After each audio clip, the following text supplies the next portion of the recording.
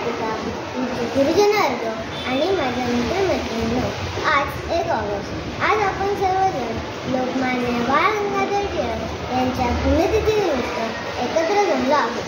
लोकमान्य टिळक म्हणजे केवळ एक नाव नाही, तर ते विचार आहेत, एक प्रेरणा आहे, तसेच भारतीय स्वातंत्र्य संग्रामातील एक अविस्मरणीय पर्व आहे.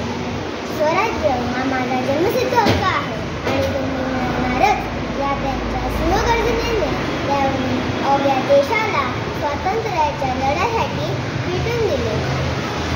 लोकमान्य टिळक हे फक्त राजकीय नेते नव्हते, तर ते दूरदृष्टीचे समाजसुधारक, प्रखर पत्रकार व शिक्षणतज्ज्ञ होते. त्यांनी केसरी व मराठा ही 2 वर्तमानपत्रे सुरू केली. जनजागृतीसाठी त्यांनी गणेशोत्सव व शिवजयंती यासारखे सार्वजनिक उत्सव सुरू केले. शिक्षण हेच समाजाच्या प्रगतीचे मूळ हे ओळखून त्यांनी सुप्रभात.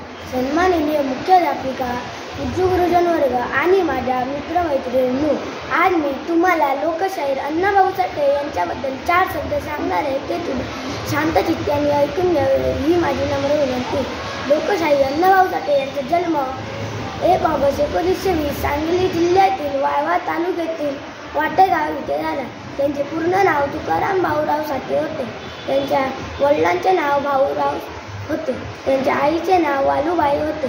गरिबी भेदभावामुळे त्यांना शिक्षण घेता आले नाही आणि ते आपल्या वडिलांबरोबर मुंबईला गेले. जे काम मिळेल ते करायला लागले, पण ते कधी खचले नाही. जगण्यासाठी त्यांना खूप संघर्ष करावा लागला. त्यांनी पटकथा, लावण्या, पोवाडे, कादंबऱ्या अशी यांची निर्मिती केली. Good morning everyone, myself Aliza. I am going to say a few words about Bal Gangadhar Tilak. Bal Gangadhar Tilak was a great freedom fighter of India. He was born on July 23, 1856 in Maharashtra. He worked hard to free India from British rule. He believed that Swaraj is my birthright and I shall have it. He started newspapers to spread his ideas and encourage people to fight for freedom. Good morning everyone, my name is Gayatri. I am going to say a few words about Lokshahir Annabhau Sathye. Annabhau Sathye was a great Marathi writer and social reformer who born in Maharashtra.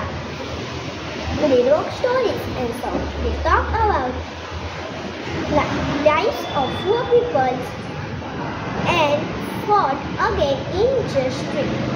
He wrote Lokshahir, which means people's poet.